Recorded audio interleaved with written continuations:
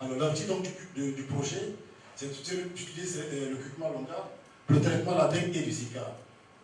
Alors comme objectif spécifique, nous allons travailler en faisant essayer d'identifier les 2 espèces de cette plante les plus vulgarisées en Côte d'Ivoire, parce qu'il y a tellement de variétés. Nous allons tester les effets antiviraux in vitro et in vivo contre le Zika et la dengue. Nous allons ensuite caractériser les propriétés biologiques et fonctionnelles. Alors, comme méthodologie, nous allons d'abord procéder par une enquête ethnobotanique sur cette plante en synergie avec les analyses du protocole expérimental. Parce qu'on va travailler sur les animaux, il faut donc que le comité national d'éthique des sciences de la vie et de la santé approuve le protocole expérimental. Nous allons par la suite caractériser les propriétés biologiques, activités anti-inflammatoires, les potentiels antioxydants fonctionnels et antimicrobiens des fusards. Nous allons utiliser les deux variétés, enfin les 2 espèces les plus répandues du curcuma, et nous allons les utiliser dans le travail. Nous allons étudier ensuite Schleura, type préventif curatif, ces deux fusards, contre la dengue et le Zika, et nous allons proposer des formulations. Parce que l'une des difficultés du curcuma, c'est qu'il est difficilement absorbable par l'organisme humain. Donc il faut proposer des formulations qui permettent que les molécules biologiques que nous allons étudier en haut, n'est-ce pas, soient mieux absorbées par l'organisme. Donc ensuite, nous allons élaborer un plan d'études ultérieures pour les projets ultérieurs. Donc l'objectif de ce projet est double, parce qu'on essaie de lier la santé nutritionnelle et la sécurité alimentaire. C'est une plante qui est comestible, qui est connue par le principe ivoirien. Donc il y a la santé et la nutrition. Et aussi un projet original par la simplicité et le coût moins de la matière première. C'est une matière première qui est abondante et qui est utilisée, comme je l'ai dit, par nos populations, qui naturellement pousse abondamment dans nos écosystèmes, si bien que le résultat peut être consommé dans nos populations. Comme l'histoire a continue, les 2 cultivars les plus vulgarisés en Côte d'Ivoire de cette plante seront documentés et leurs espèces identifiées. Les actifs de l'huile seront caractérisés, de même que les modalités de leur utilisation Schleura contre la dengue, contre le Zika et la dengue. Un plan d'étude ultérieur sera proposé, le traitement, n'est-ce pas, du Zika et de la dengue. Alors, cette recherche implique plusieurs institutions, l'INT de Sobrani, l'Institut Pasteur de Côte d'Ivoire, le SCP les Faucons Privat. Il va requérir des tests cliniques ultérieurs sur des malades de dengue et du Zika plus tard, comme je l'ai dit tout à l'heure. En termes d'impact, au niveau économique, à court terme, nous allons valoriser une meilleure valorisation de la biodiversité, en l'occurrence le curcuma longa, qui n'est pas suffisamment connu, et en plus est négligé en dépit de ses potentialités biologiques. Donc une meilleure valorisation, aussi des pistes de réflexion devaient favoriser sa prise en compte dans les futurs projets de recherche en santé publique. À moyen terme, une meilleure valorisation du curcuma, sans transformation, ils peuvent être conseillés par les tradipraticiens aux malades, fixerait une source de revenus pour ceux-ci, mais aussi une économie de revenus pour les malades, complètement médicaments ostentatoires plus ou moins. À long terme, ce projet pourrait aboutir à une véritable politique de santé à partir de plans de médecine négligée, de nouvelles filières de santé et de revenus pour l'ensemble de la population et de l'économie ivoirienne. Au niveau des impacts, au niveau environnemental, il y a une meilleure valorisation de la biodiversité à la connaissance des potentiels du climat. Au niveau social, l'amélioration de la santé du cadre de vie des malades du Zika et de dengue en Côte d'Ivoire. Il faut souligner que quand ces maladies apparaissent, en général, on travaille, soit on lutte contre le vecteur, le moustique, ou bien on utilise des antiviraux, comme tout le monde, c'est des antiviraux chimiques, ont des effets secondaires, et ce n'est pas intéressant pour les malades. Donc, il est mieux d'utiliser de plus en plus, il est mieux d'utiliser des antiviraux naturels. Donc, cette plante sera un antiviral naturel. Nouveau débouché et d'emploi pour les tradipraticiens. Et comme l'agent fait des malades par ces médicaments, c'est ces médicaments que nous allons formuler. Moins contraignants. Sur ce, merci de votre aimable attention. Voilà, merci à M. Asamoah Alla Antoine, qui nous a donc présenté son projet en moins de 10 minutes. Son domaine scientifique, c'est bien la science de la santé et le type de projet de recherche, développement expérimental, 18 mois, c'est le temps que requiert donc ce projet. Merci beaucoup. On peut encore l'accompagner par vos applaudissements. Alors, sans plus tarder, nous appelons une dame, Madame Wessé. Alors, qu'est-ce qui s'est passé? Voilà, elle est déjà là. Madame Kwese Rita Josiane Audrey, elle nous arrive du programme national de lutte contre le cancer et son projet porte sur l'évaluation de l'intérêt de l'ADN tumoral circulant comme biomarqueur prédictif de l'efficacité de la chimiothérapie on va faire là vraiment. Attends, pour ne pas projeter. Les sciences là, à faire là, c'est trop. Alors, le temps que, voilà, donc, néoadjuvante chez les patientes atteintes d'un cancer du sein avancé en Côte d'Ivoire, étude préliminaire. Donc, je disais, l'évaluation de l'intérêt de l'ADN tumoral circulant comme biomarqueur prédictif de l'efficacité de la chimiothérapie néoadjuvante chez les patientes atteintes d'un cancer du sein avancé en Côte d'Ivoire, étude préliminaire. Et bien entendu, vous avez 10 minutes, madame, pour nous présenter votre projet. On peut l'encourager par votre déclaration. Merci beaucoup. Monsieur le représentant du ministre de l'Enseignement supérieur et de la Recherche scientifique, honorable professeur, monsieur le directeur général du FONSTI, honorables invités, bonjour.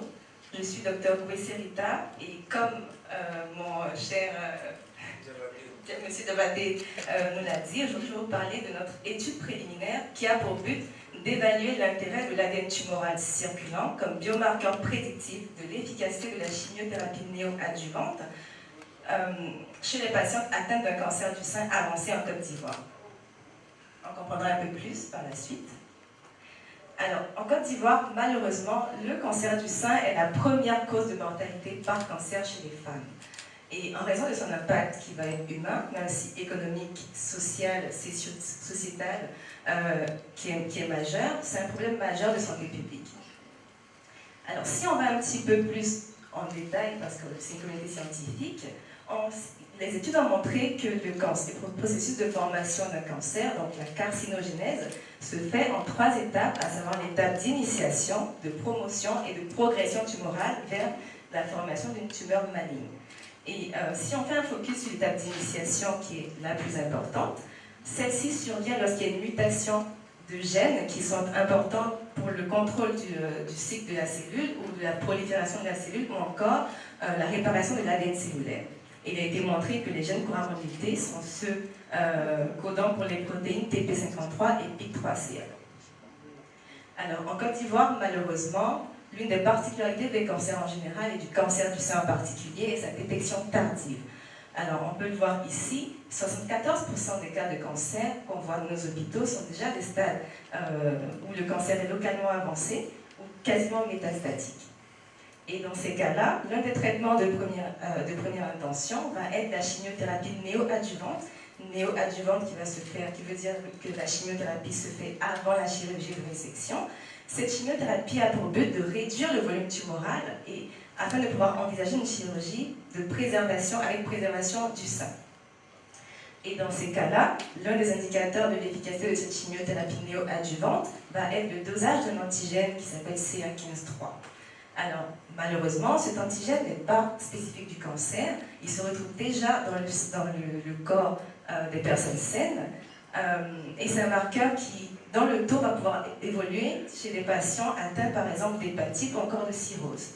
Chose qui est sujette à interrogation quand on sait que la Côte d'Ivoire, à l'instar des pays de l'Afrique de l'Ouest, a une forte prévalence d'hépatite et surtout d'hépatite B, dont la prévalence est à près de 10%.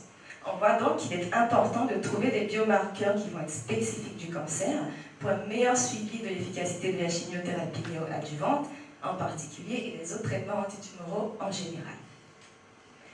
Alors, une avenue prometteuse dans le cadre de la recherche de ces biomarqueurs est l'ADN tumoral circulant. Mais en fait, qu'est-ce que c'est? C'est tout simplement une information génétique qui est libérée d'une cellule tumorale et qui va se retrouver dans la circulation sanguine.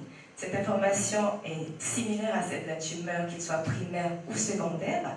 Et ce qui est intéressant, c'est qu'elle est accessible simplement à partir d'un simple prélèvement sanguin. Et donc, fort de ces différents constats, notre équipe se propose de déterminer si l'ADN tumoral circulant pourrait être un biomarqueur prédictif de l'efficacité de la chimiothérapie néoadjuvante chez une cohorte de femmes atteintes d'un cancer du sein avancé en Côte d'Ivoire. Et pour répondre à cet objectif principal, il conviendra bien évidemment de recruter les patientes atteintes d'un cancer du sein selon nos critères de sélection, de quantifier le taux d'ADN tumoral circulant avant et après la chimiothérapie, d'évaluer l'association entre le taux d'ADN tumoral circulant et les tableaux cliniques, et enfin de comparer les valeurs prédictives de l'ADN tumoral circulant et du dosage de CA15-3 dans le suivi de la chimiothérapie néoadjuvante. Au niveau méthodologique, il s'agit d'une étude préliminaire, descriptive, rétrospective et prospective qui sera basée sur une cohorte multicentrique avec un échantillonnage de type non probable. Nos critères de sélection donc, concerneront des patients qui devront bien évidemment recevoir une chimiothérapie néoadjuvante parce qu'atteintes d'un cancer confirmé par histologie avec une tumeur localement avancée. Tout type de statut ménopausique sera inclus. Les femmes devront avoir entre 18 à 70 ans et une fonction adéquate des organes. Alors, concernant la taille de notre échantillon, on s'est limité à 60 patientes parce que notre étude est préliminaire, mais il faut savoir que ce chiffre est totalement représentatif de ce qui se fait déjà dans la littérature, voire même plus élevé quand on sait que les études disponibles se limitent à un nombre de patientes entre 30 et 40. Et pour le matériel biologique, il s'agira de sang total qui sera prélevé avant et après les cycles de chimiothérapie. Alors concrètement, une fois que le sang sera prélevé, il sera centrifugé dans le but de récupérer le plasma, puis du plasma on extraira l'ADN circulant total, on vérifiera notre extraction à l'aide d'un fluoromètre, et enfin on va détecter de façon spécifique l'ADN tumoral circulant via la détection de mutations spécifiques sur les gènes TP53 et PIK3CA dont je parlais précédemment en introduction. Et cela se fera à l'aide de la technologie appelée PCR digital en gouttelette. Alors, qu'est-ce qui fait l'originalité de notre projet? Eh bien, tout d'abord, au meilleur de nos connaissances, il s'agit de la première étude visant à étudier l'ADN tumoral circulant comme biomarqueur du cancer en Afrique. Deuxième chose, c'est un biomarqueur qui est novateur, qui est spécifique du cancer, ce qui est rare, et dont l'utilité clinique a déjà été montrée par plusieurs données de la littérature. Et si nos résultats s'avèrent concluants, ce que nous y croyons très fortement, notre étude aux perspectives prometteuses en termes de dépistage, de diagnostic moléculaire, qui se fait maintenant, de suivi de l'efficacité du traitement, mais aussi dans la détection de récidives des cancers, ce qui est l'un des problèmes les plus importants et couramment rencontrés en cancérologie. Alors, au terme de l'étude, nous nous attendons à ce que l'ADN tumoral circulant soit détecté dans le sang des patientes atteintes d'un cancer du sein avancé à partir de l'amplification ciblée des mutations à haute fréquence de TP53 et PIK3CA. À ce que la quantification de l'ADN tumoral nous permette de prédire l'efficacité de la chimiothérapie néoadjuvante en accord avec les tableaux cliniques et les résultats d'imagerie. Et enfin, à ce que la comparaison du taux d'ADN tumoral circulant et de CA15-3, toujours en corrélation avec les tableaux cliniques, nous permettent de déterminer lequel de ces biomarqueurs offre une meilleure valeur prédictive de l'efficacité de la chimiothérapie néoadjuvante. Concernant les bénéficiaires, au niveau de leur implication, donc le programme de lutte contre le cancer et le service de cancérologie du CHU de Treichville seront impliqués dans la partie sensibilisation, mais aussi dans le cadre du recrutement des patientes et du prélèvement du matériel biologique. La plateforme d'immunoprotéomique et de biologie moléculaire de l'IFR des sciences médicales d'Abidjan nous permettra d'extraire l'ADN circulant. L'Institut national de la recherche scientifique au Canada sera en collaboration avec nous pour nous aider à quantifier l'ADN tumoral circulant. Et enfin, les résultats seront ramenés au programme où ils seront interprétés et serviront de base à la rédaction des articles scientifiques. Les bénéficiaires directs seront bien évidemment les femmes qui se seront prêtées à notre étude. On les impliquera de façon préalable à l'étude pour qu'elles puissent comprendre l'importance de se prêter à cette étude-là. Et au terme de l'étude, on leur présentera évidemment les résultats pour qu'elles puissent connaître l'importance, l'impact qu'a eu leur participation à ce projet. Alors, au niveau des impacts concrets de notre projet, nous espérons à terme que notre projet et ces différentes perspectives nous permettra de diminuer significativement le coût lié aux chimiothérapies et traitements antitumoraux qui ne sont pas toujours efficaces, pas toujours adaptés, contribuer au développement de la recherche appliquée en Côte d'Ivoire et à la découverte de biomarqueurs du cancer, ce qui est très important pour notre pays. Au niveau social, une réduction de la mortalité due aux problèmes d'orientation thérapeutique et enfin une amélioration de la prise en charge du cancer du sein et des cancers en général. Et sur ce, j'aimerais vous remercier encore le FONSTI, CRDI et toutes les personnes impliquées parce qu'ils nous permettent de pouvoir développer ce projet-là qui, à notre sens, est un projet qui va permettre à la Côte d'Ivoire de faire un réel bond dans le cadre de la recherche appliquée et aussi dans la lutte contre le cancer. Je vous remercie. Merci. En 9 minutes 5 secondes, Dr Kwesi Rita, merci beaucoup pour cette présentation. Voilà, la preuve que la sélection a été objective et rigoureuse. Monsieur le secrétaire général, voilà, nous allons poursuivre et présenter le troisième porteur de projet. Son projet porte sur la conception et la réalisation d'un système de chauffage de poussins à biogaz provenant des viandes de poules. Et bien entendu, il s'agit de M. Kwaku Adjoumani Rodrigue. Il est enseignant-chercheur à l'université Nangia Brogwa. On le reçoit par les applaudissements. En 10 minutes, M. Kwaku Adjoumani Rodrigue va nous présenter son projet. C'est parti. Merci. Monsieur le représentant du ministre de l'Enseignement supérieur, Madame la présidente du conseil scientifique du FONSTI, Mesdames et Messieurs, à vos rangs de qualité, le projet que nous avons l'honneur de vous présenter a pour titre « Conception et réalisation d'un système de chauffage de poussins à biogaz provenant des fientes. » Et ce projet est porté par moi-même, qui suis le docteur Kwaku Adjoumani Rodrigue de l'UFR SFA de l'Université de Bangui à Bourbon. Alors, le plan de notre présentation est le suivant. Nous allons d'abord décliner les objectifs du projet, suivront la méthodologie, l'originalité, les résultats attendus, les différentes implications des bénéficiaires et nous terminerons par l'impact du projet. L'objectif de notre projet est de proposer un prototype reproductif à grande échelle et à moindre coût d'un système de chauffage de poussins qui utilise du biogaz provenant des fientes de poule. Il s'agira d'optimiser la production de biogaz à partir des fientes de poule, de produits de charbon actif issus des résidus agricoles pour la filtration du biogaz et de réaliser un système de chauffage de poussins fonctionnant au biogaz. Comme méthodologie, nous avons d'abord présenté nos sites où se fera le projet.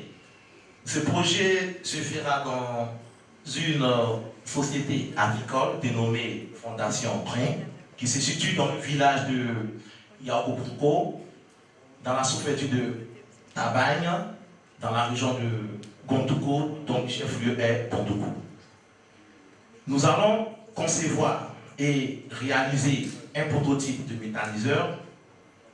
Nous allons concevoir et réaliser un système de filtration du biogaz à base de résidus agricoles et nous allons concevoir et réaliser des réchauffeurs couveuses à biogaz munis d'un filtre. L'originalité de notre projet est d'abord de valoriser les fientes de poule en énergie, notamment par la production de biogaz, qui est inexistante dans nos fermes en Côte d'Ivoire. Et de filtrer le biogaz à partir de charbon actif issu des déchets agricoles. Cela permettra de valoriser nos déchets agricoles. et surtout de réaliser un réchauffeur couveuse à biogaz muni d'un filtre. Alors, comme le résultat attendu, un méthaniseur à fiente de poule duplicable est réalisé à la fin de notre projet, c'est-à-dire qu'il s'agit de mettre à disposition la note de calcul, les plans architecturaux, les plans volumétriques, 3D. Du biogaz à partir de fiente de poule est produit. Du charbon actif à base de résidus agricoles pour la filtration du biogaz est produit. Et un réchauffeur couveuse à biogaz muni d'un filtre est conçu. C'est-à-dire nous aurons la volumétrie 3D qui pourra servir à la reproduction à échelle industrielle à la fin du projet. Au niveau de l'implication, des implications des bénéficiaires, nous avons deux types de bénéficiaires. On a la ferme du site expérimental, qui est la ferme de la Fondation Brin de Yakoupouko, qui nous donne le site expérimental et il fait l'aménagement. La ferme va mettre à disposition des fientes de poules et va fournir des poussins pour notre expérimentation. Et il y a la population environnante du site expérimental que nous pourrons utiliser comme main-d'œuvre pour certaines tâches et participer aux essais concernant la cuisson au biogaz. Au niveau de l'impact du projet, nous avons trois volets. D'abord, l'impact économique. Il s'agit de la conversion des déchets issus des fientes de poules en énergie, ce qui va générer des ressources financières additionnelles pour les fermiers et qui va augmenter la productivité dans ce secteur. Sur le plan environnemental, on peut noter la contribution aux efforts de réduction des émissions de méthane, qui est un gaz à effet de serre, dans l'air, à la préservation de la biomasse, le charbon de bois, le bois, par la proposition d'une source d'énergie alternative, beaucoup moins polluante et accessible, et par la diminution des odeurs nauséabondes liées à ces exploitations agricoles. Sur le plan social, il y aura la création d'emplois dans la filière agricole due à l'augmentation de la productivité et à l'assainissement du cadre de vie et de travail dans les fermes. Bon, nous avons déjà réalisé dans le domaine du biogaz quelques projets. Ici, par exemple, nous avons déjà conçu un biodigesteur. Déjà, dans une ferme d'une capacité de 15 mètres cubes, nous essayons déjà à la cuisson. Et nous avons déjà conçu localement et stocké du biogaz dans des ballons. Nous avons ici un ballon de capacité de 10 mètres cubes et puis ici un ballon de capacité de 5 mètres cubes. Mesdames et messieurs, l'équipe de recherche remercie le Fonds CCD pour son attention.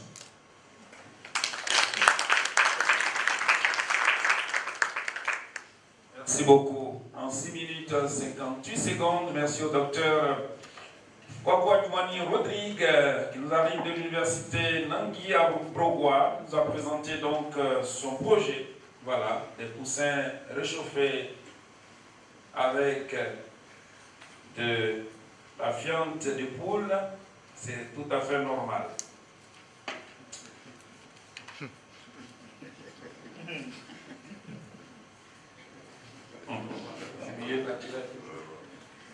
Merci beaucoup. Alors, le prochain porteur de projet que nous invitons à prendre la parole, et c'est bien le docteur Béné Kwadio. Est-ce qu'on peut... La technique, voilà. Est-ce qu'on peut présenter la thématique? D'accord, c'est comme ça que c'est présenté. Alors donc, on va faire l'effort de présenter le libellé du projet du docteur Béné Kwadio, enquête ethnobotanique et monographie des plantes utilisées dans la prévention et le traitement de 3 maladies tropicales négligées à filaire. Donc il s'agit de la filariose lymphatique, l'onchocercose et schistosomiase dans quelques districts sanitaires endémiques de Côte d'Ivoire. Et bien entendu, c'est une recherche développement expérimental et notre ami a 10 minutes pour présenter son projet. Je vous remercie. Mesdames et messieurs, en vos rangs, grade et qualité, j'ai l'honneur donc de vous présenter le projet conduit par notre équipe de recherche de l'Université d'Anguia-Bourgois. Je suis Dr Béné Padio. Alors le thème, comme il a été dit, c'est enquête ethnobotanique et monographie des plantes utilisées dans la prévention et le traitement de 3 maladies tropicales négligées à filaire, filariose lymphatique, onchocercose, schistosomiase dans quelques districts sanitaires endémiques de Côte d'Ivoire. Nous allons suivre le plan suivant en 6 points pour l'introduction et la conclusion. En guise d'introduction, il faut dire que les maladies tropicales négligées ou encore MTN sont un groupe de maladies infectieuses infligeant souffrance et handicap chronique parmi les populations les plus pauvres du monde. Et on a observé une endémicité dans 149 pays tropicaux et subtropicaux. En Côte d'Ivoire, particulièrement, les MTN représentent un important problème de santé publique. Et on peut citer particulièrement pour la Côte d'Ivoire les MTN à filaire, c'est-à-dire la filariose lymphatique, communément connue sous le nom de éléphantiasis, comme représenté sur l'image. Ensuite, l'onchocercose, ou la cécité des rivières, et puis la schistosomiase que nous connaissons bien sous le nom de la bilharziose. Alors, il faut dire que ces 3 MTN à filaire ont une co-endémicité dans certaines régions avec des prévalences allant de 1 à 60%. Malgré les programmes de lutte nationaux mis en place, c'est-à-dire la lutte vectorielle ou la distribution des médicaments, on observe une recrudescence de ces pathologies. Cela pourrait être dû à l'apparition des résistances, mais également des effets indésirables, pour ne citer que ces cas-là. Alors, il faut donc une recherche alternative parce que ces pathologies sont un obstacle à l'atteinte de l'objectif 3 du développement durable qui est en lien à la santé et à la promotion du bien-être. Alors, comme alternative, nous nous proposons donc l'utilisation des plantes médicinales comme que nous pourrons utiliser donc pour contribuer à éradiquer ces pathologies. C'est dans ce contexte que se situe notre étude dont l'objectif général est de cataloguer les plantes médicinales utilisées dans la prévention et le traitement des MTN à filaire. Ensuite, plus spécifiquement, mener une enquête ethnobotanique sur les plantes utilisées comme ces MTN à filaire dans quelques districts sanitaires endémiques de Côte d'Ivoire, réaliser l'étude anatomo-histologique et micrographique de ces espèces végétales qui seront sélectionnées, effectuer l'analyse phytochimique et minéralogique de ces espèces végétales, et puis élaborer une monographie, c'est-à-dire un document, un livre qui répertorie donc ces plantes qui sont utilisées dans le traitement des 3 MTN à filaire et en 5, former un étudiant de master dans le cadre de ce projet. Alors, comme méthodologie, en suivant donc les exercices spécifiques, pour l'exercice spécifique 1, nous allons mener 2 activités. La première activité va consister à l'enquête ethnobotanique selon la méthode du tell and show, et ensuite l'activité 2, ce sera le traitement des données. Pour l'activité spécifique 2, nous allons mener 2 activités. L'étude anatomo-histologique des espèces végétales et puis l'étude micrographique de ces espèces dans l'activité 2. Pour ce qui est de l'activité spécifique 3, l'objectif spécifique 3, 3 activités vont être menées, caractériser dans un premier temps les composés phytochimiques de ces extraits de plantes sélectionnées, doser les minéraux bénéfiques dans ces extraits et puis effectuer en activité 3 le traitement des données. Pour l'activité spécifique, l'objectif spécifique 4, nous allons mener 3 activités. Nous allons rédiger donc la monographie, ensuite évaluer la monographie par un conseil scientifique d'experts et puis pour procéder donc à la production et à la vulgarisation de la monographie finale.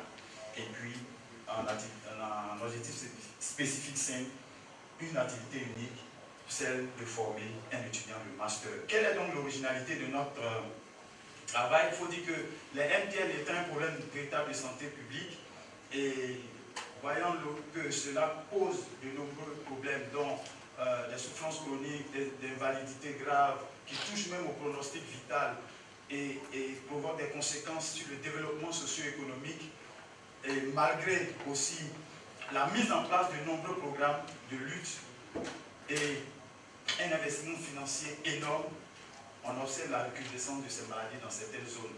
Ce programme donc permettra la possibilité d'établir un répertoire de plantes à potentialité antifilarique. Ce sera donc une base de données scientifiques pour la recherche et le développement de nouvelles thérapeutiques contre les MTL. Et à notre connaissance, en dehors du Burkina Faso qui est un peu plus avancé dans ce domaine, en termes d'enquête ethnobotanique sur les MTL en Côte d'Ivoire, ces études n'ont pas encore été réalisées.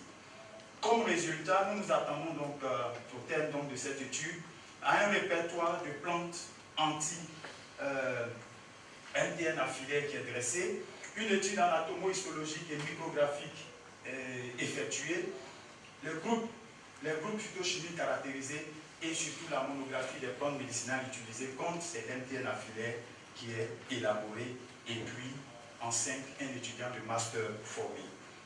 Comme implication des bénéficiaires, nous avons les praticiens de la médecine traditionnelle qui vont s'impliquer dans la réalisation, la révélation et la valorisation des savoirs thérapeutiques traditionnels en matière de MTN, les chercheurs qui feront l'identification des espèces citées, la sélection des plantes, la caractérisation phytochimique, l'élaboration de la monographie, les étudiants, en particulièrement ceux des doctorants et les masters qui pourront effectuer leurs travaux de recherche dans le cadre de ce projet, et puis la population ayant recours à la médecine traditionnelle, bien sûr, et les personnes souffrant d'une maladie tropicale négligée qui pourront plus tard bénéficier des résultats de cette recherche scientifique. Comme impact du projet, 3 impacts vont viser un impact économique. Les MTN affiliés constituant des facteurs aggravants de pauvreté, le présent projet contribuera à la lutte contre ce phénomène au sein de la frange de la population exposée. En effet, l'étude va constituer une sorte de sensibilisation de la population sur les MTN.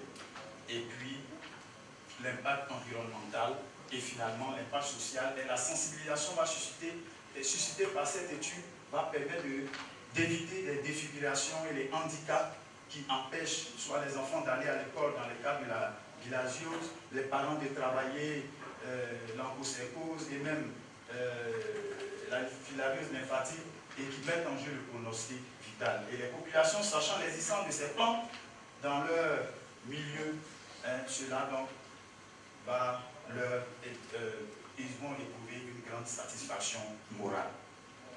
Alors pour terminer, nous voulons simplement dire que cette étude sera l'occasion pour nous de valoriser les plantes médicinales de la flore ivoirienne utilisées dans la prévention et le traitement des MTN affiliées, filariose lymphatique, onchocercose et la schistosomiase. Nous vous remercions pour votre attention. Voilà. En 8 minutes 5 secondes. Alors, docteur Béné Kwadjo, quand vous dites MTN, il s'agit bien de maladie tropicale négligée. À ne pas confondre MTN et non MTN. C'est bon, la précision est détail. N'allez pas dire que mon frère Béné a trouvé des plantes pour lutter contre l'entreprise de téléphonie mobile. Nous poursuivons et la personne que nous invitons maintenant nous parlera des objectifs de son projet, la méthodologie, l'originalité, l'impact et l'implication des bénéficiaires. Eh bien, recevons M. Seyi Brahima de l'université Peleforo c'est à Korogo. C'est lui que nous recevons maintenant pour son projet qui porte sur le développement et l'optimisation d'un procédé d'électrocoagulation pour le traitement des eaux usées huileuses de l'industrie pétrolière en Côte d'Ivoire. Merci. Donc, le projet que je vais présenter s'intitule Développement et utilisation d'un procédé d'électrocoagulation pour le traitement des eaux usées, ureuses, issues de l'industrie pétrolière en Côte d'Ivoire. Donc, mon plan s'intitule comme suite, je vais faire une mise en contexte pour présenter la technologie que nous allons utiliser dans le cadre du projet, les objectifs, la méthodologie de recherche, l'originalité du projet, les résultats attendus, les bénéficiaires et leur implication, l'impact du projet et les membres de l'équipe de recherche. L'industrie pétrolière est en plein développement. L'industrie pétrolière est en plein développement en Côte d'Ivoire ces dernières années. Et on peut scinder les activités du secteur en 4 grandes parties. C'est-à-dire qu'on a le secteur production de pétrole, transport de briques et produits raffinés. On a tout ce qui est raffinerie et on a aussi les installations pétrochimiques. Donc, tous ces secteurs d'activité vont utiliser massivement de l'eau, donc produire d'importantes quantités d'eau qui sont généralement contaminés par des hydrocarbures, des huiles de graisse, des composés phénoliques et plein d'autres polluants problématiques. Donc, le rejet, principalement des eaux usées dans l'environnement sans traitement préalable, va avoir des impacts sur l'environnement, comme on peut le constater sur le diapo. Donc, il est essentiel de traiter ces eaux avant de les rejeter dans l'environnement. Il existe donc plusieurs types de procédés de traitement. On a des procédés de type biologique, notamment eau activée, défluidisée. On a aussi tout ce qui est procédé de type physico-chimique, notamment la coagulation, circulation, l'oxydation, décantation, flottation. Et ces différents procédés vont généralement dépendre de la composition du niveau de contamination des eaux usées, mais aussi les conditions et les contraintes opératoires vont impacter les performances de ces procédés.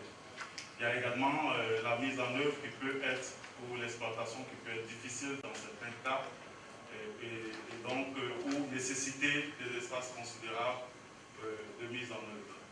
Donc ce qu'on constate généralement en Côte d'Ivoire, c'est que c'est la coagulation chimique qui va être utilisée pour traiter ce type d'eau.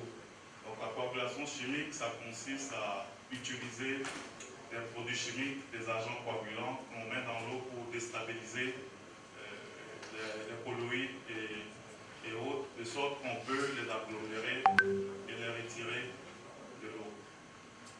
C'est cette technologie que notre partenaire industriel dans le cadre de ce projet utilise, mais sauf que la technologie a énormément de limites. Le fait d'utiliser des produits chimiques, ça nécessite déjà l'achat, le stockage, la gestion, la manipulation, et aussi on produit énormément de boue qu'il faut également disposer. Et donc pour pallier à tout ça, nous avons proposé une approche verte, efficace, pour pouvoir traiter ce type d'eau. Donc c'est l'électrocoagulation. L'électrocoagulation est dérivée de la coagulation chimique, sauf que dans le cadre de l'électrocoagulation, on ne va pas utiliser les produits chimiques, on va les produire in situ directement dans le réacteur. Donc on utilise du courant électrique et on a des électrodes de type métallique, ça peut être du fer ou de l'aluminium qui sont facilement disponibles, qui ne coûtent pas cher. Donc à la cathode, on aura une dissolution du fer, on va produire ces agents métalliques et à la cathode, on aura tout ce qui est... donc à l'anode, on aura dissolution du fer, à la cathode, on aura tout ce qui est production d'hydrogène. Donc ça peut aider dans certains cas la flottation de nos composés. L'avantage, c'est qu'on met en synergie les réactions anodiques et cathodiques. C'est un procédé qui est non polluant, facile à automatiser et permet de bien traiter les eaux. Il est compact, contrairement à la coagulation chimique qui va utiliser des volumes, des réservoirs énormes. Et bien entendu, pas d'ajout de produits chimiques, donc pas de risque de manipulation. On n'est pas soumis à toutes les fluctuations au niveau des prix des produits chimiques, tous les risques de stockage et autres. Donc on produit in situ nos agents coagulants qui sont soit le Fe2+, Fe3+, ou Al3+. Donc l'objectif principal de notre projet, c'est donc de développer et optimiser un système d'électrocoagulation efficace, robuste et économique pour le traitement des eaux usées huileuses de l'industrie pétrolière ivoirienne. Le premier objectif, c'est d'abord de faire une caractérisation poussée de ce type d'eau et de pouvoir les caractériser parce que, à notre connaissance, on n'a pas de données claires sur la composition de ces eaux-là. Ensuite, l'objectif 2, c'est de caractériser les cellules électrochimiques en termes de production d'agents coagulants et d'identifier les électrodes anodiques appropriés. L'objectif spécifique 3 du projet sera de démontrer et d'optimiser les performances de traitement et de désinfection passive des eaux huileuses par électrocoagulation. L'objectif 4 va être de déterminer les paramètres de dimensionnement et de mise à l'échelle du système EC. Parce que le but, en fait, de notre étude, c'est vraiment à la fin de pouvoir déployer à échelle industrielle un réacteur qui va être utilisé à l'usine d'épuration de notre partenaire industriel. Donc, on a aussi production de boue, bien évidemment. Donc, on va essayer de voir comment est-ce qu'on va valoriser ces boues-là, ces sous-produits d'épuration qu'on produit. Et l'objectif spécifique 6, c'est d'évaluer la faisabilité technico-économique de l'utilisation de l'électrocoagulation pour le traitement des eaux usées. Donc, le projet va se réaliser en 7 activités. L'activité 1 qui va consister à caractériser les différentes eaux usées réceptionnées à l'usine du partenaire industriel. Donc on aura des campagnes d'échantillonnage, des analyses de caractérisation et suite à ça, on peut caractériser nos eaux usées huileuses en fonction de leur niveau de contamination. Ensuite, on aura une étude à l'échelle de laboratoire. Une première étape qui consiste à caractériser des cellules électrochimiques. On aura des petites cellules dans un premier temps. Et donc, on va essayer de mettre en évidence la capacité de production d'agents coagulants de ces différentes cellules. Donc, on va tester différentes configurations et pour pouvoir évaluer et caractériser ces cellules. Ensuite, on va évaluer et optimiser les performances de traitement des eaux usées huileuses.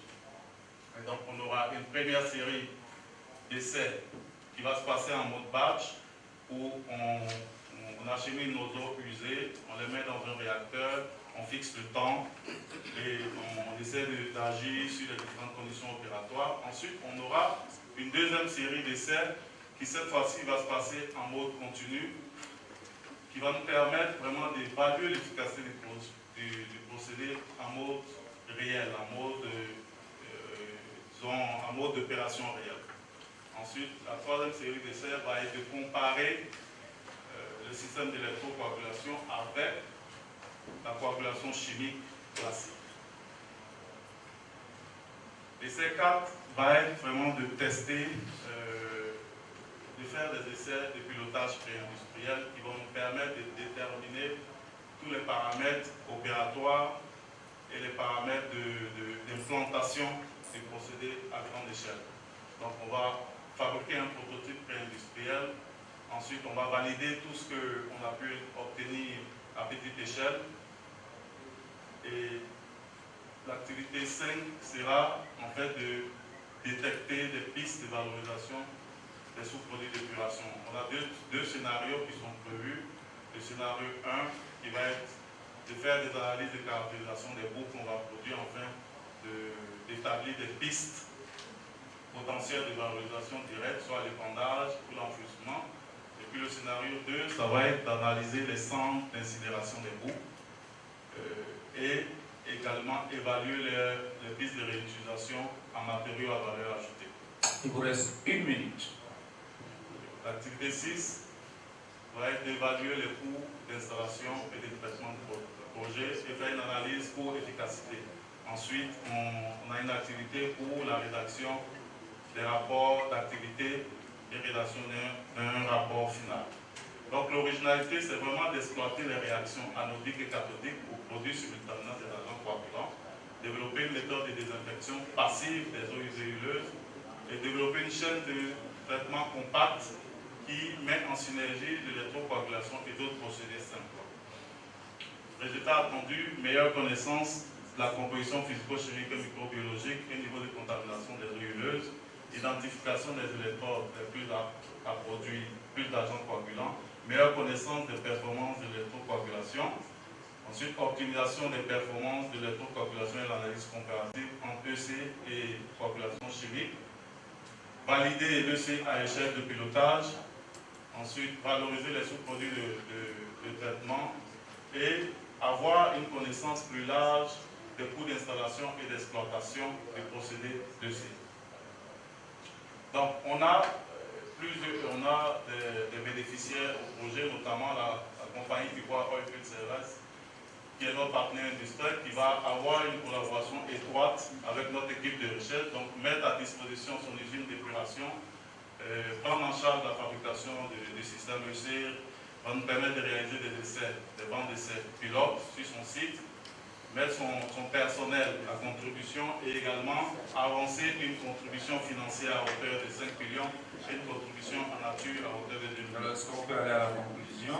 Parce que là, on a également l'université Koulibaly qui sera impliquée dans la formation d'étudiants et l'implication d'enseignants-chercheurs et la communauté scientifique. Donc les impacts sont à la fois économiques, sont aussi sociaux. Bon, pour conclure, la réalisation du projet va nécessiter la conjugaison de plusieurs expertises, notamment en électrocoagulation, caractérisation des eaux, écotoxicologie, conditionnement et valorisation des boues. Donc les membres de l'équipe, il y a notamment moi, Brahima, on a Dr Oulaï, Dr Assi, Dr Franck Namba et Dr Salomon.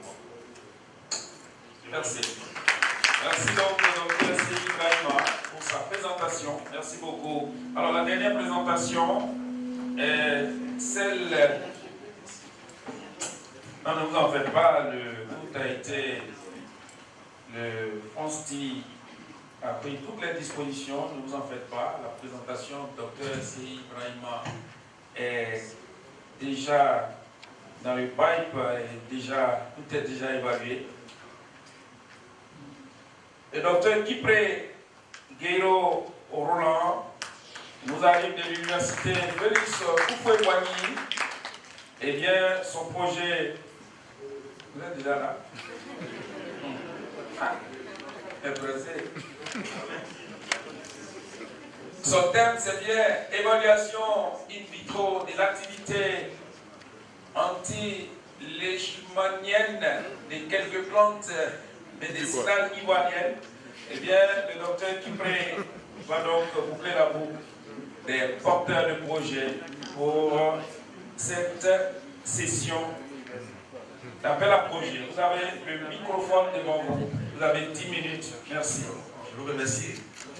Honorable invité, notre projet a pour thème évaluation in vitro de l'activité anti-leishmanienne de quelques plantes médicinales ivoiriennes.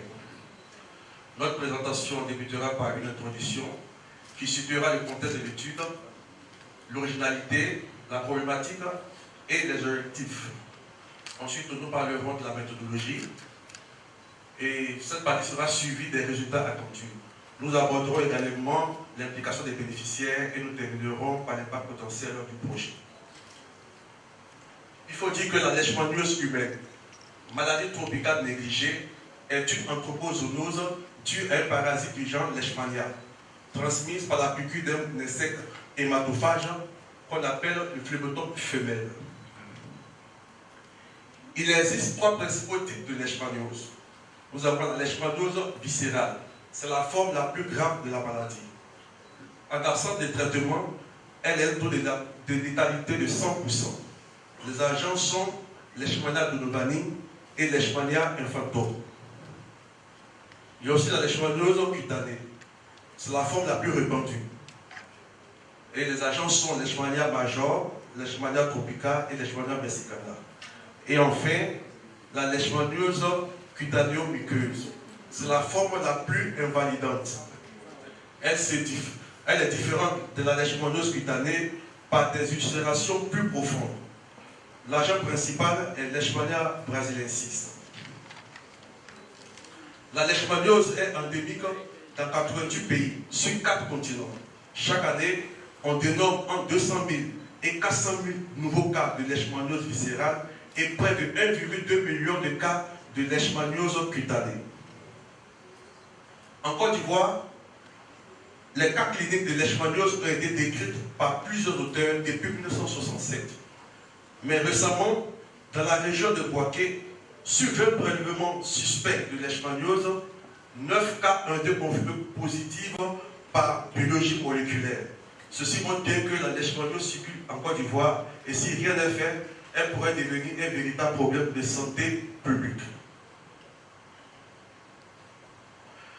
La prise en charge de la leishmaniose est vraiment difficile parce qu'en ce moment, il n'existe pas de vaccin et les traitements disponibles sont soit peu actifs ou trop toxiques.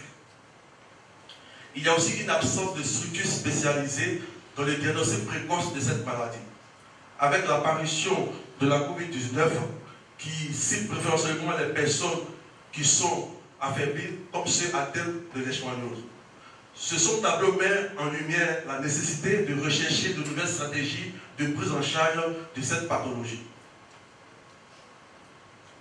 Vu que les plantes médicinales sont une source de composés bioactifs, vu le manque de données scientifiques sur les plantes anti-leishmaniennes en Côte d'Ivoire, et vu aussi que tous les travaux actuels sur la leishmaniose ne concernent que des études prophylactiques ou épidémiologiques, notre travail mettra à la disposition de la communauté scientifique des plantes anti-leishmaniennes de Côte d'Ivoire. Elle sera donc une base pour la recherche fondamentale sur cette pathologie.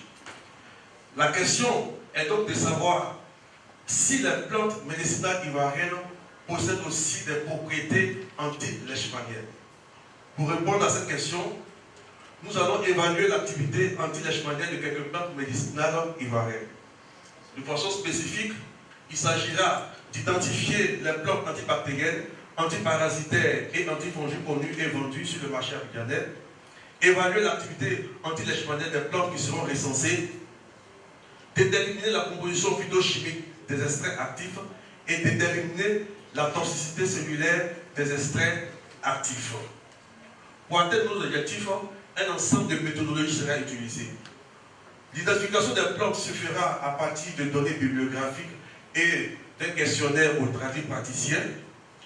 Et toutes les plantes qui seront retenues dans ce travail feront l'objet d'un équilibre.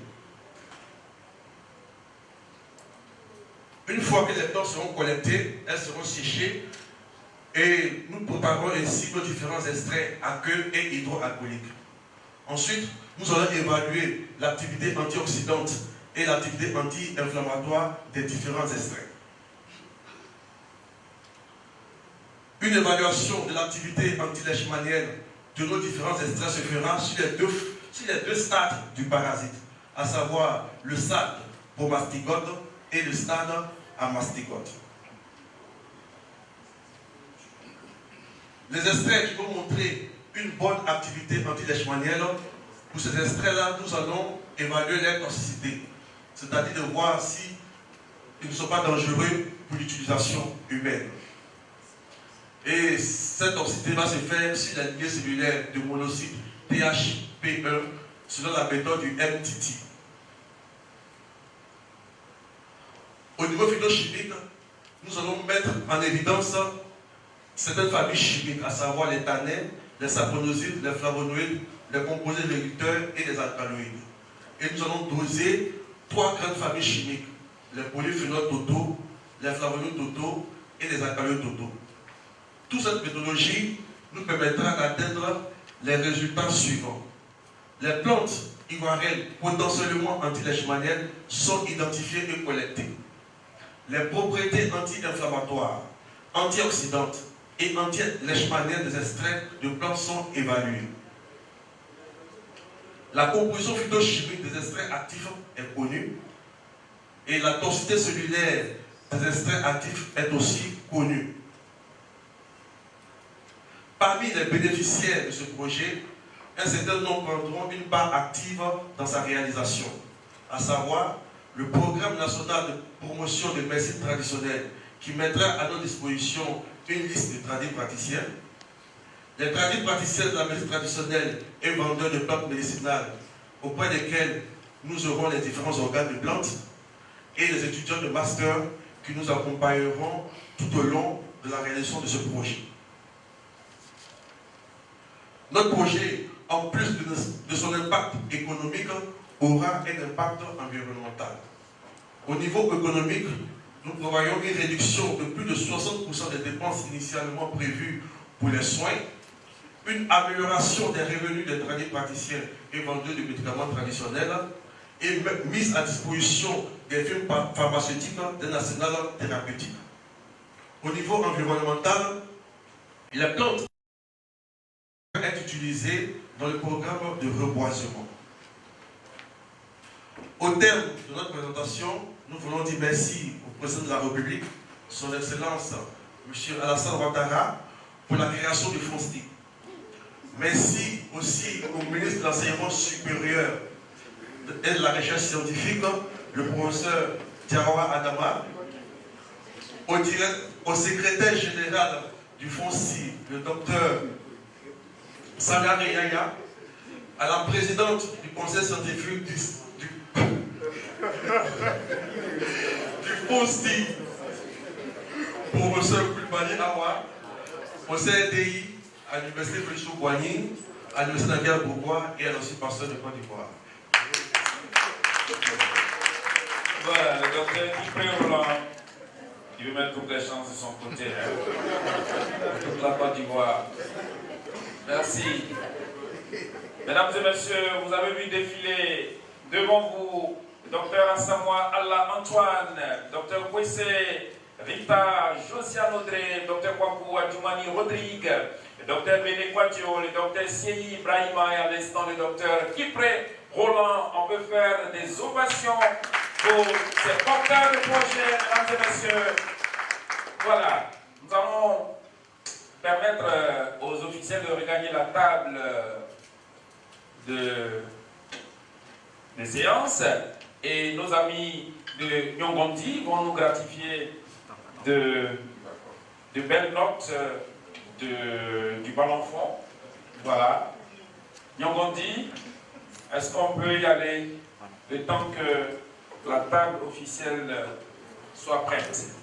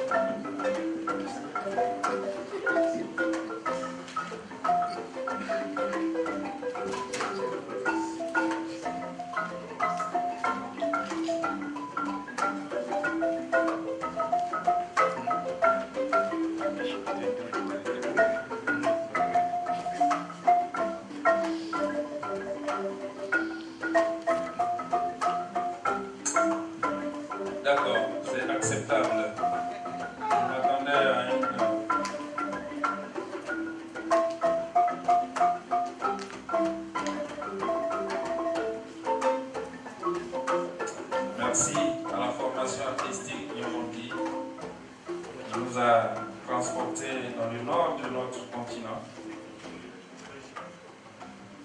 alors que nous sommes totalement à l'ouest de ce continent. Merci quand même pour ce voyage. Alors, nous allons nous disposer à recevoir, mesdames et messieurs, les résultats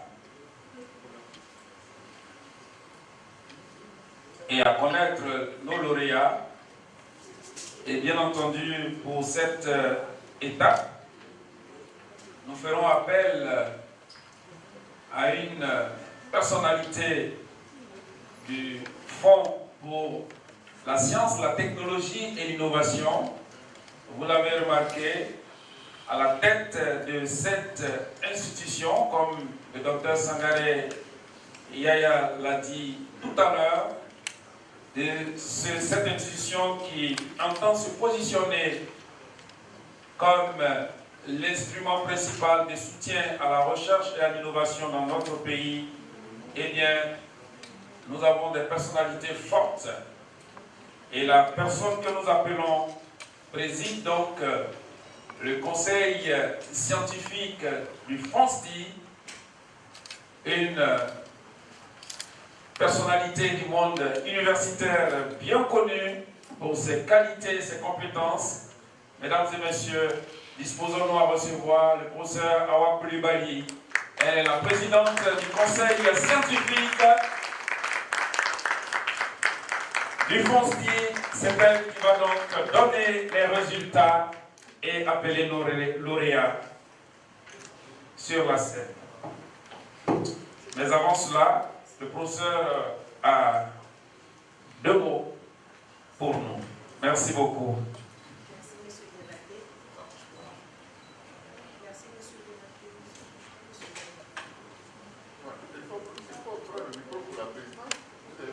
Diabaté. Alors, ça je peux le faire, hein, professeur. On ne sait jamais. Ça peut aller. Merci, monsieur Diabaté. Professeur Ouattara, représentant le ministre de l'Enseignement supérieur et de la Recherche scientifique, honorables et distingués invités, c'est avec beaucoup de plaisir que je prends la parole en cette heureuse circonstance, en ma qualité de président du conseil scientifique du FONSTI, pour vous présenter à la fois les circonstances dans lesquelles les projets de recherche ont été sélectionnés et les statistiques y afférentes. Mesdames et messieurs, distingués invités, il me plaît de rappeler que ce appel à projet FONSTI CRDI, dont la remise de chèques nous réunit ce matin, a ciblé 3 thématiques que monsieur le secrétaire général vous a rappelées. Une thématique qui concerne la santé durable, le lien avec l'industrie et les universités, et l'utilisation de la biodiversité et les énergies renouvelables. Je saisis cette occasion pour remercier et féliciter tous les collègues qui croient en la science et creusent toujours leur ménage pour soumettre des projets à l'occasion des appels. Mesdames et messieurs, le processus d'évaluation des projets a suivi plusieurs étapes, dont la première a consisté en l'examen administratif qui a permis de ne retenir que 22 projets qui concordent avec les thématiques imposées. Et pour rappel, 57 projets ont été reçus à la date limite de clôture de cet appel FONSTI CRDI. L'évaluation scientifique par le conseil scientifique qui s'est appliquée à ces 22 projets a été opérée par des évaluateurs aussi bien internes qu'externes. Ces derniers ont passé au peigne fin les informations générales sur le projet, l'équipe projet, les aspects scientifiques du projet, la portée du projet et enfin le budget. À l'issue de cet examen rigoureux, réalisé par le conseil scientifique, le conseil d'administration a arrêté la liste définitive des lauréats. Aussi, ai-je le plaisir de vous annoncer que 6 projets ont été déclarés éligibles au financement FONSTI CRDI. Nous allons donc passer à la remise solennelle des chèques Et pour cela, j'appelle dans l'ordre croissant des budgets alloués. J'invite Dr Asamoah Ala Antoine, qui vient de l'Université Félix Houphouët-Boigny.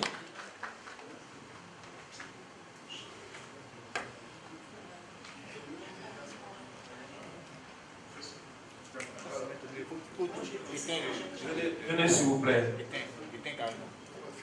Voilà, venez. Dr Asamoah, Est-ce qu'on peut arrêter? Voilà, venez, on va appeler pour la remise du chèque. Est-ce qu'on peut avoir, présidente, est-ce qu'on peut avoir le montant du chèque du docteur Asamoah Ala Antoine? Le chèque qui sera donné à M. Dr Asamoah est de 15 millions de francs CFA. 15 millions de francs CFA, mesdames et messieurs. Et nous invitons le professeur Biaka Zasseli Ignace, président du conseil scientifique du PASRES, pour la remise de ce chèque. Mademoiselle, venez s'il vous plaît. Voilà, le professeur Biaka qui va remettre le chèque du docteur Asamoah.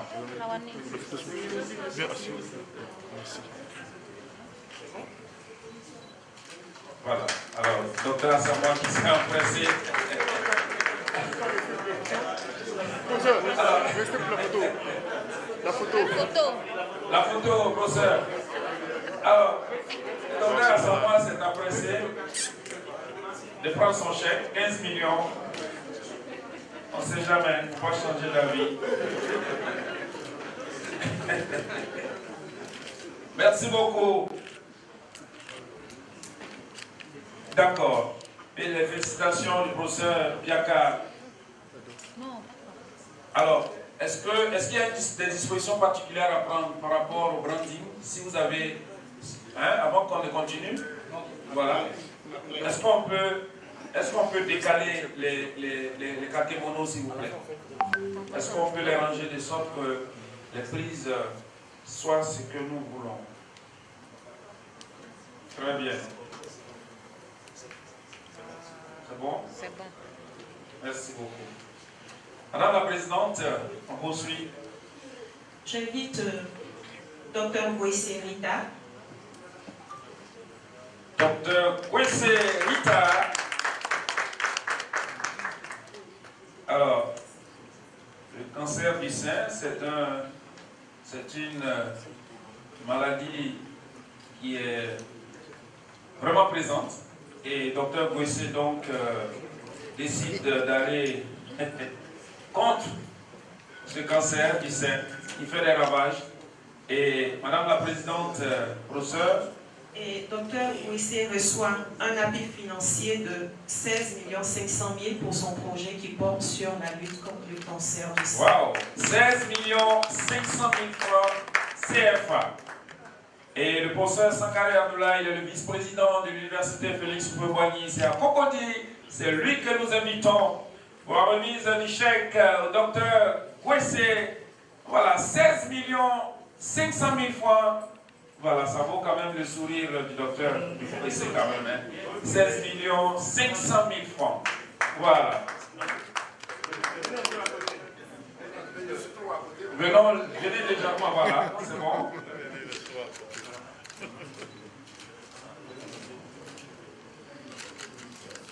Bravo, félicitations, docteur Kwesi Rita. Merci beaucoup. Madame la Présidente.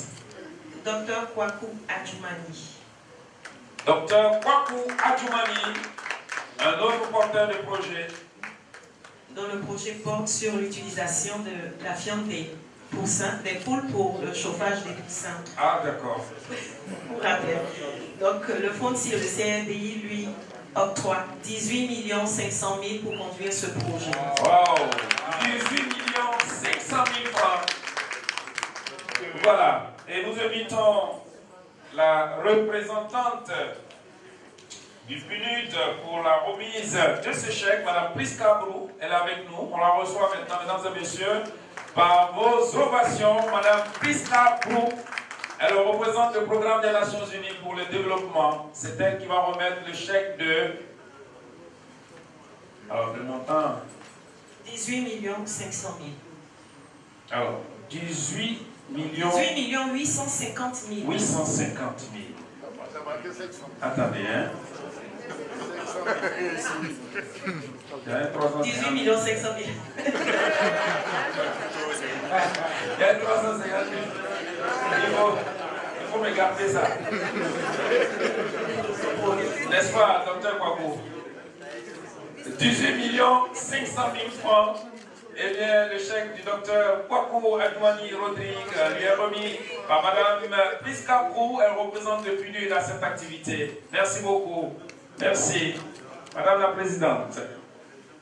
J'invite Dr Sei Brahima à vous rejoindre pour la remise de son chèque.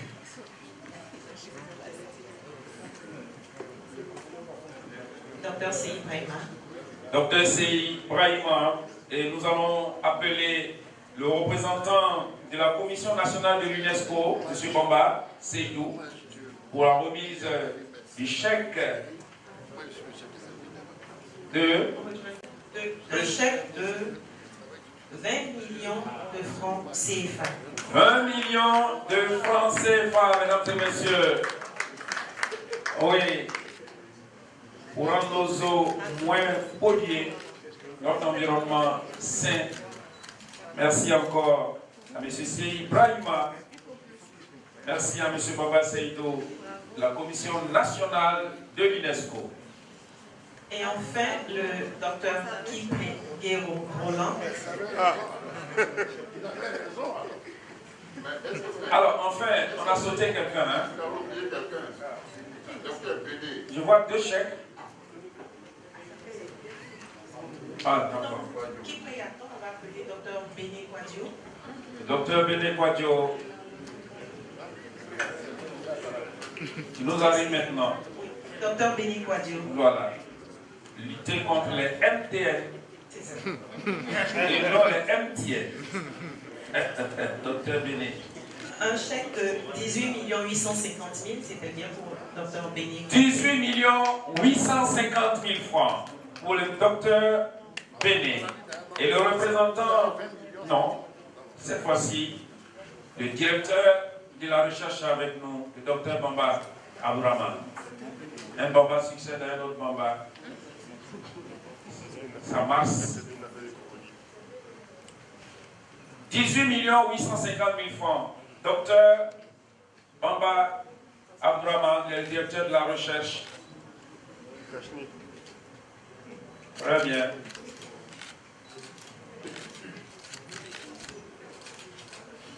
Merci. Merci, professeur. Et donc enfin, Oui. docteur Kipré Guéraud Roland. Docteur Kipré Roland. Il reçoit un Oui. chèque de 20 millions pour lutter contre la leishmaniose. Merci. D'accord. Leishmaniose. 18 millions. 20 millions. 20 millions. 20 millions. D'accord. C'est Au bien 20 millions. docteur Kipré Roland, 20 millions.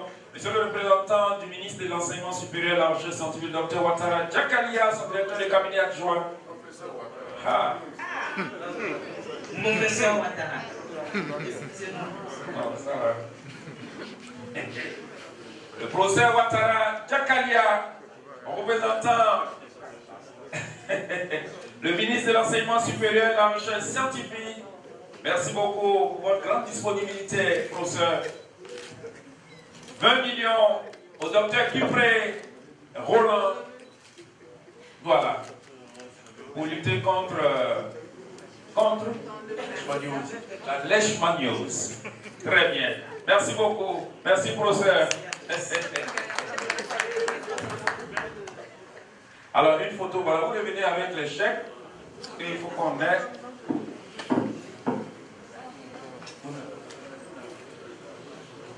D'accord. Alors, les porteurs de projet, les lauréats sont invités à revenir sur la scène avec les chèques.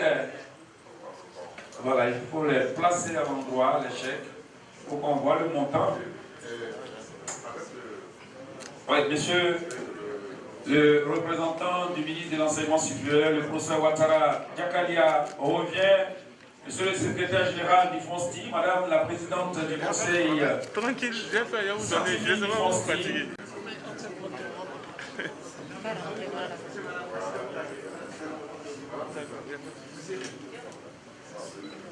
On peut les aider à ça.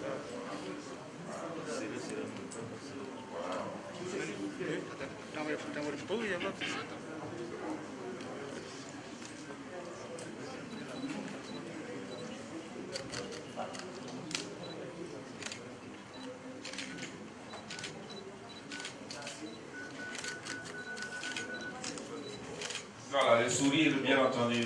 Docteur Benet. Merci beaucoup. Merci. Merci. Est-ce qu'on peut applaudir tous ces montants, Madame la Présidente? Alors, si on faisait l'addition, 108 850 000 francs. En moins de 5 minutes, le FONSTI a 108 850 000 francs. Donc, en moins de 5 minutes, voici donc la somme qui a été remise à nos chercheurs pour nous ramener des résultats qui vont servir à la population. Merci beaucoup. Est-ce qu'on peut applaudir le FONSTI, mesdames et messieurs? Voilà. Le FONSTI fait beaucoup de bien. Alors, on va peut-être changer de métier, devenir chercheur aussi. On ne sait jamais. Chaque 20 millions. Ah! Comment? Ça, Sangaré, c'est ça, non? On peut venir à l'université, on peut s'inscrire encore, non? Voilà, on a encore de la force là. Voilà, on va revenir. On va revenir, parler beaucoup là. Il faudrait qu'un chèque de 2 millions, c'est... Merci beaucoup. Merci. Nyambodi, merci beaucoup. Merci pour votre prestation. Mesdames et messieurs, nous sommes pratiquement au terme de cette activité. Nous avons reçu le message, le mot de bienvenue du Dr Sangaré Yaya à cette activité. On vous a présenté les différents projets. Eh bien, le professeur Coulibaly Awa, la présidente du conseil scientifique du FONSTI, a présenté les lauréats qui ont reçu leur chèque. Vous les avez vus.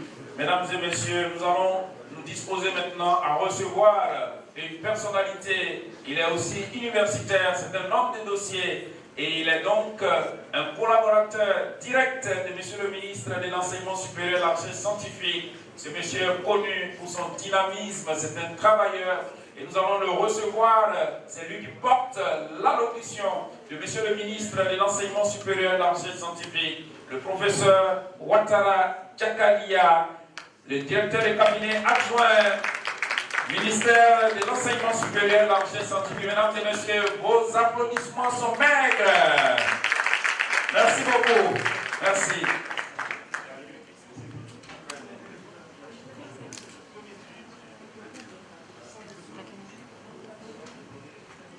Merci, cher ami Diabaté. Monsieur le conseiller du Premier ministre en charge d'éthique et de l'économie numérique, je ne sais pas s'il a pu nous rejoindre. Mesdames et messieurs les représentants des organisations internationales, les PNUD, l'UNESCO, l'UNICEF, etc. Monsieur le directeur de la recherche scientifique, messieurs les membres du conseil d'administration du FONSTI, madame la présidente du conseil scientifique du FONSTI, professeur Coulibaly, monsieur le secrétaire général du FONSTI, docteur Sangaré, mesdames et messieurs les représentants des présidents d'universités et centres de recherche, les vice-présidents de l'université Félix Houphouët-Boigny, professeur Sangaré Abdoulaye, cher maître, c'est un grand conseiller pour moi. Il m'a beaucoup soutenu à travers ses conseils à la tête du Centre national de floristique. Merci, professeur. Et également à mon frère, le professeur Kwame Fernand, vice-président de l'université virtuelle. Nous avons un long parcours ensemble. Merci, chers frères. Mesdames et messieurs les membres du conseil scientifique, mesdames et messieurs les représentants du secteur privé, mesdames et messieurs les enseignants, chercheurs et chercheurs, beaucoup de collègues sont dans la salle. Je voudrais saluer un grand maître, le professeur Biaka. Chers lauréats, honorables et distingués invités en vos rangs, grade et qualité. C'est un honneur pour moi de prendre la parole au nom de Monsieur le ministre de l'Enseignement supérieur et de la Recherche scientifique à cette cérémonie de proclamation des résultats de l'appel à projet conjoint FONSTI-CRDI. J'en profite pour vous présenter les excuses de Monsieur le ministre qui a bien voulu être avec nous, mais qui malheureusement a été pris dans un autre calendrier. En raison donc de son indisponibilité, Monsieur le ministre a bien voulu nous désigner pour le représenter, et c'est donc dans son nom que nous prenons la parole. Je voudrais donc vous adresser mes salutations et celles du ministre et les remerciements de Monsieur le ministre à l'ensemble des invités dont la distinguée présence donne un éclat particulier à cette cérémonie. Honorables invités, mesdames et messieurs, pour faire face aux défis de la mondialisation et assurer un développement durable, la recherche scientifique doit avoir un soutien financier régulier et suffisant. C'est donc à juste titre qu'au nom du ministre de l'Enseignement supérieur et de la Recherche scientifique, nous félicitons le FONSTI pour ses différentes initiatives en faveur de la recherche et de l'innovation en Côte d'Ivoire. Nos félicitations vont également à l'endroit des lauréats pour la qualité des projets de recherche soumis dans le cadre de cet appel à projet. J'encourage vivement tous les chercheurs à proposer des projets d'innovation à chaque session du FONSTI. Rappelons que le ministère de l'Enseignement supérieur et de la Recherche scientifique s'est assigné comme objectif prioritaire l'émergence d'un fonds dédié à la science, à la technologie et à l'innovation en Côte d'Ivoire, qu'est le FONSTI. Les efforts déployés sur plusieurs années par le secrétariat exécutif du PACENS ont abouti en 2018 à la création et à l'opérationnalisation de cet instrument de soutien à la recherche et de promotion de l'innovation qu'est le FONSTI. Le ministre de l'Enseignement supérieur et de la Recherche scientifique place beaucoup d'espoir dans les performances de ce fonds, notamment en ce qui concerne l'impact de ces activités sur le développement durable de notre pays. Honorables invités, mesdames et messieurs, je voudrais au nom du ministre saluer l'initiative de cet appel à projet conjoint lancé par ce fonds en partenariat avec le Centre de recherche pour le développement international du Canada dans le cadre du programme quinquennal de l'initiative des organismes subventionnaires de la recherche scientifique en Afrique. Il ne fait aucun doute que les thématiques abordées par cet appel à projet présentent un intérêt majeur pour le rayonnement de la science, pour le développement socio-économique de notre pays et pour le bien-être des populations. Mesdames et messieurs, il n'est point besoin d'insister sur le fait que le contexte sanitaire dans lequel se trouve aujourd'hui notre pays rend nécessaire une synergie d'action dans le cadre des partenariats multilatéraux, bilatéraux, techniques et scientifiques pour lutter efficacement contre les maladies tropicales négligées, les maladies chroniques infectieuses ou non transmissibles afin d'atténuer les effets de la létalité et de la comorbidité.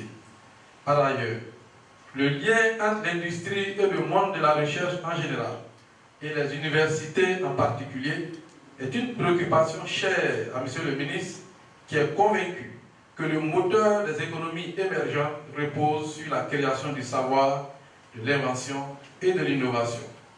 Honorables et distingués invités, face aux besoins croissants dans les domaines de la santé, de l'énergie, de l'environnement et de la biodiversité, il s'avère important de changer de paradigme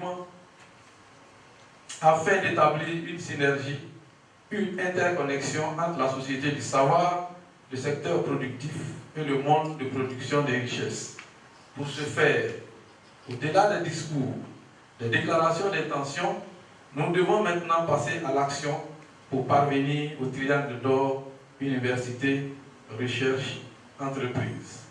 À cet égard, pour que la recherche scientifique impacte significativement et durablement le développement économique et industriel de notre pays, le FONSTI va prendre des initiatives visant à libérer le génie créateur de nos chercheurs, leur capacité d'invention et d'innovation, dans la mesure où ce fonds permettra d'accroître qualitativement et quantitativement le financement de la recherche dans notre pays. Le ministère de l'Enseignement supérieur et de la Recherche scientifique souhaite vivement que les financements alloués aux lauréats de cet appel à projet aboutissent au terme de leurs travaux de recherche à des résultats valorisables économiquement ainsi qu'à des innovations et à des applications novatrices susceptibles d'impacter les conditions de vie de nos compatriotes. Honorables et distingués invités, m'adressant maintenant à ces lauréats, j'ai pu leur dire qu'ils ont une grande responsabilité en termes de résultats attendus et de redevabilité au regard des exigences des bailleurs de fonds et des attentes pressantes des populations en matière de développement.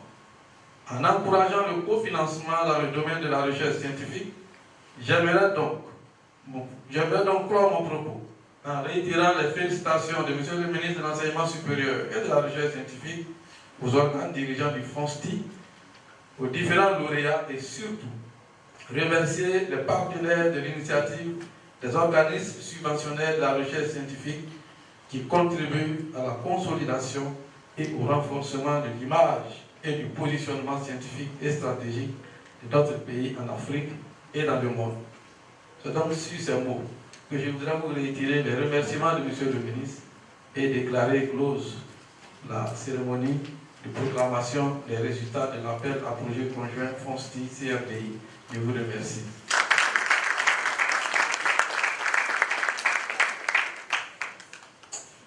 Mesdames et messieurs, on accompagne monsieur le directeur du cabinet adjoint, le professeur Ouattara Diakania, par vos applaudissements.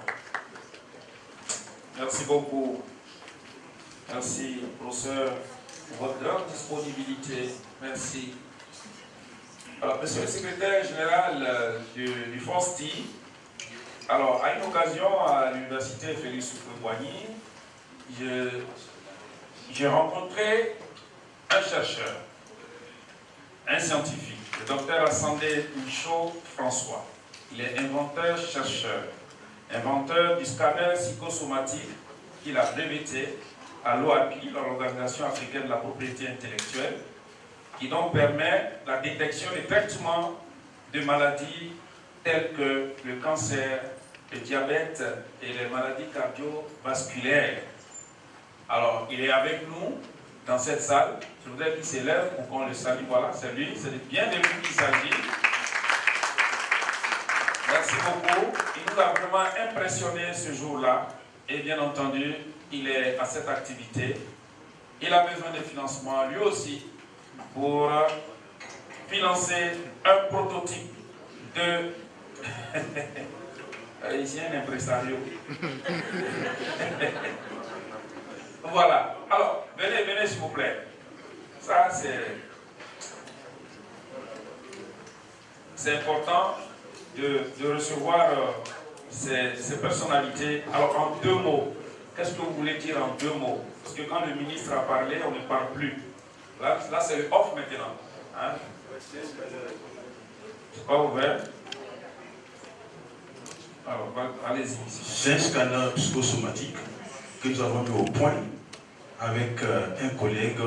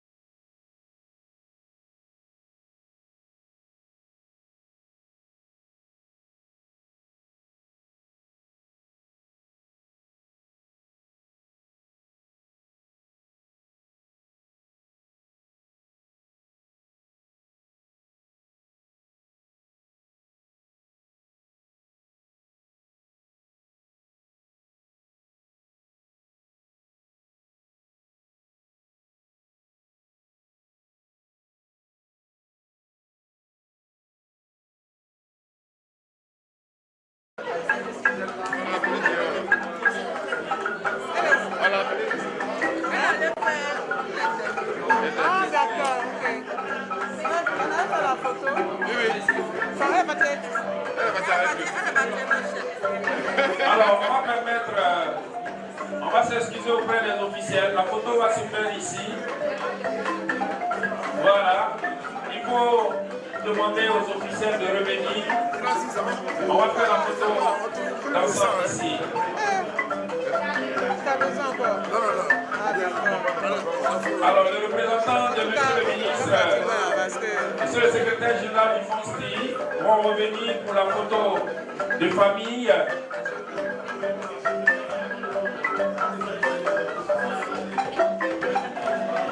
Oui, on va la faire ici. Oui. Il faut demander à monsieur le secrétaire général du FONSTI de nous rejoindre. Alors, les journalistes sont à l'affût pour les interviews.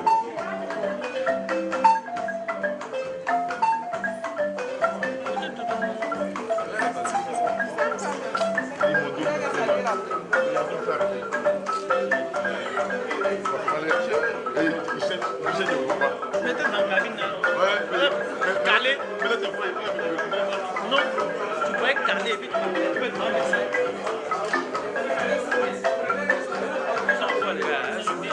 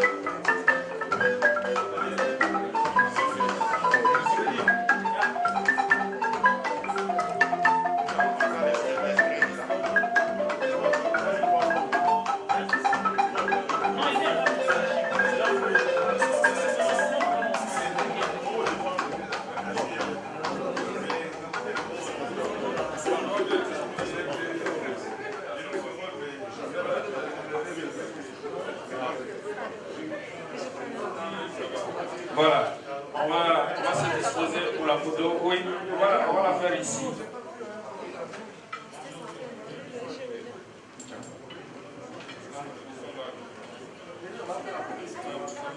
Voilà. Il arrive, il est là.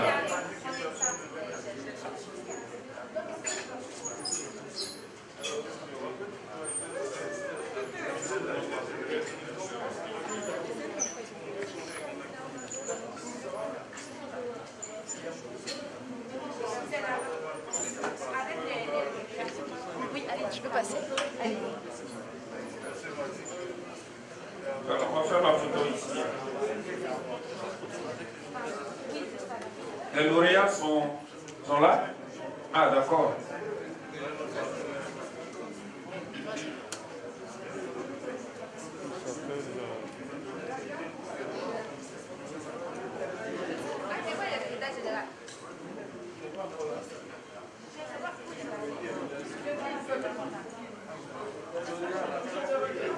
Oui, alors s'il vous plaît.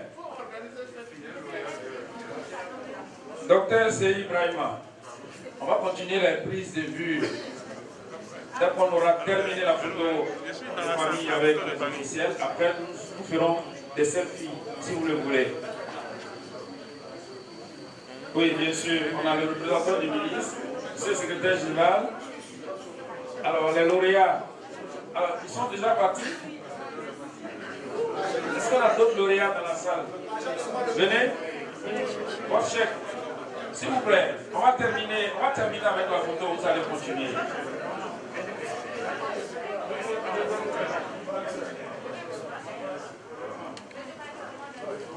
Madame, venez avec votre chef de l'autre côté. Venez. Venez. Voilà. Venez avec